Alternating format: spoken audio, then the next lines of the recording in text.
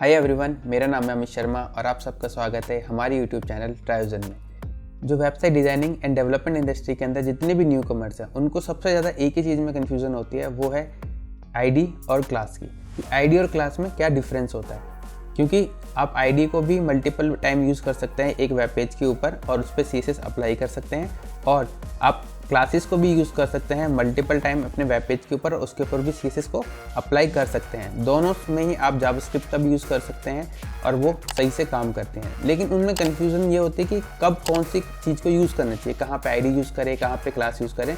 तो आज यही चीज़ को हम क्लियर करेंगे इस पूरी वीडियो के अंदर, तो वीडियो को पूरा देखना ताकि कोई कन्फ्यूज़न रह ना जाए। तो सबसे पहले हम बात करते हैं आईडी की। आप एक वेब पेज के ऊपर ना एक ही बार यूज़ करना चाहिए हमें। वैसे तो हम मल्टीपल टाइम यूज़ कर सकते हैं, बट एक ही टाइम उसको यूज़ करना चाहिए, क्योंकि जब हम कोडिंग करते हैं तो उसमें क्या होता है, जब हम जावास्क्रिप्ट कॉल कर रहे हैं या कोई दूसरी लैंग्वेज को यूज़ कर रहे हैं, कोई फंक्शन कॉल कर रहे हैं, तो हम उस आईडी के ऊपर कॉल करते हैं। उससे क्या होता है कि हमें ईजिली दिमाग में इतना याद रहता है कि हमें ये चीज़ इसलिए यूज़ करनी है, ये चीज़ इस चीज़ के लिए यूज़ करनी है। उसी तरीके से जैसे आईडी है हमारी, तो हमें पता है कि ये रिपीट नहीं होगी दोबारा से कभी भी। एग्जाम्पल के लिए जैसे मैं एक बटन मैंने बनाया है, उसको मैंने एक आईडी दी है रीडायरेक्ट करके, उस पर मैं क्लिक करूँगा तो क्या होगा कि मेरा यूज़र जो है वो किसी थर्ड पार्टी के ऊपर चला जाएगा, या फिर उस क्लिक पे मैं क्या कर रहा हूँ, कोई API कॉल कर रहा हूँ। अब क्या होता है कि जब मैं उस आईडी को दूसरी जगह यूज़ नहीं कर रहा हूँ तो मुझे क्या है, मेरे दिमाग में मेंटेन है कि अगर मैं यहाँ पे इस बटन को लगाऊंगा तो वो मैं रीडायरेक्ट कर रहा हूँ किसी दूसरी API के ऊपर। लेकिन अगर मैं उसमें CSS यूज़ करूँ और उसको वही आईडी को मल्टीपल टाइम यूज़ करने जाऊँ तो क्या कन्फ्यूज़न होगी। ये कन्फ्यूज़न ना हो, इस वजह से हम आईडी को हमेशा एक वेब पेज के ऊपर एक ही बार यूज़ करते हैं, ताकि उसमें कोई क्लैश ना हो कभी भी स्क्रिप्ट के अंदर। दूसरा हम बात करते हैं क्लास की। तो क्लास को मेनली हम यूज़ करते हैं स्टाइलिंग के लिए, जिससे हम CSS यूज़ कर सकते हैं। तो हम उसके अंदर क्या करते हैं कि CSS लगाते हैं, और हम एक वेब पेज है हमारे पास, हम कहते हैं कि उसमें एक सेक्शन है हमारा। एग्जांपल लेके चलते हैं कि मैं कोई एक वेबसाइट पे एक लिंक लगाना है, तो मैं क्या करूँगा, उस लिंक को मैं हर एक पूरी वेबसाइट के अंदर मैं एक जैसा दिखाना चाहता हूँ।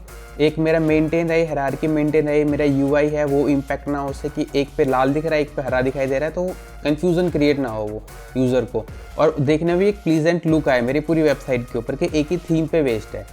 तो उस चीज़ पे हम क्या करते हैं कि हम वहाँ पे CSS का यूज़ करते हैं, और वहाँ पे हम जो क्लासेस होते हैं उसको मल्टीपल टाइम कॉल कर सकते हैं। तो मैंने एक क्लास लगा दी, फिर एक और क्लास लगा दी वहाँ पे, और जब भी मैं उसको कहीं दूसरे वेब पेज पे भी कॉल करूँगा या दूसरी जगह कॉल करूँगा तो वो एक जैसी फील देती है हमें। इस वजह से हमें क्लासेस को और आईडी को अलग अलग यूज़ करना चाहिए। तो क्लास हम किस लिए यूज़ करेंगे, जब हमें एक ही एलिमेंट को या फिर एक ही स्टाइल को बार बार हमें रिपीट करवाना होगा तो हम वहाँ पे क्लासेस का यूज़ करेंगे। आईडी का हम यूज़ करेंगे ज़्यादातर बैकएंड के लिए। हम एग्जाम्पल की वेब पेज दिखा, जैसे आपको ये वेब पेज दिखाई दे रहा है, यहाँ पे नेविगेशन है, यहाँ पे हेडर है, उसके बाद हमारा कंटेंट है, ये फुटर है।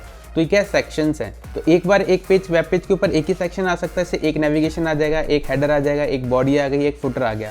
तो मैं उसको आइडेंटिफाई करने के लिए और ब्राउज़र को बताने के लिए कि भाई यहाँ पे ये है, फुटर ये है, बॉडी ये है, हमारा नेविगेशन ये है, तो इन सेक्शंस को बताने के लिए मैं आईडी का यूज़ कर सकता हूँ, क्योंकि ये रिपीट नहीं हो रही है, और इनके ऊपर मैं पर्टिकुलर स्टाइल लगा सकता हूँ चाहूँ तो।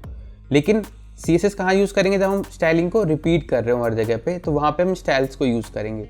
जैसे ये वाला एक आप देख रहे हो लिंक है मेरा, ये मैं चाहता हूँ हर एक वेबसाइट एक वेब पेज के ऊपर मेरा लगा हुआ है, तो मैं इसके लिए क्या करूँगा, CSS के साथ मैं क्लास का यूज़ करूँगा, आईडी का यूज़ नहीं करूँगा। तो आई आपको क्लियर हो गया होगा, क्योंकि आईडी और क्लास बहुत ज़्यादा कन्फ्यूज़न करती है कि कहाँ आईडी यूज़ करें, कहाँ क्लास को यूज़ करें, क्योंकि दोनों एक तरीके से ही काम करते हैं। तो ये टोटली आपके ऊपर डिपेंड करता है कि आप क्या यूज़ करना चाहते हो, आईडी यूज़ करना चाहते हो, क्लास यूज़ करना चाहते हो। दोनों में कोई दिक्कत नहीं होगी।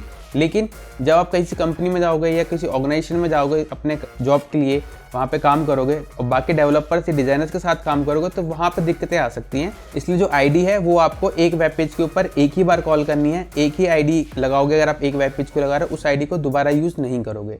दूसरा, CSS आप तब यूज़ करोगे जब आपको एक ही एलिमेंट को बार बार वेब पेज के ऊपर रिपीट करवाना हो और उसकी स्टाइल सेम रखनी हो। इस वजह से आप वहाँ पे क्लासेस का यूज़ करोगे, ताकि आप CSS के हेल्प से उसको अचीव कर सको। तो आई होप आप लोगों को क्लियर हो गया होगा कि कब क्लास यूज़ करें और कब आईडी का यूज़ करना चाहिए। तो thank you so much guys. अगर आपको ये वीडियो अच्छी लगी हो तो इसको लाइक करें, शेयर करें अपने दोस्तों के साथ, और हमारे यूट्यूब चैनल को भी जरूर सब्सक्राइब कर लें, क्योंकि हम ऐसी वीडियोस लेकर आते रहते हैं। और गाइस एक और चीज़, अगर आपको इस वीडियो के अंदर कोई भी इंप्रूवमेंट लगे मेरे पढ़ाने के तरीके में या समझाने के तरीके में, कुछ सजेशंस आपके पास हों कि मैं किस तरीके से इसको इम्प्रूव कर सकूँ, तो प्लीज़ मेरे को कमेंट सेक्शन में जरूर बताना। तो नेक्स्ट वीडियो में उस चीज़ को इम्प्लीमेंट करूँगा और ताकि आपको कंटेंट ज़्यादा ईजिली समझ में आ सके। Thank you so much guys. तब तक के लिए देखते रहिए, सीखते रहिए ट्राइजन के साथ।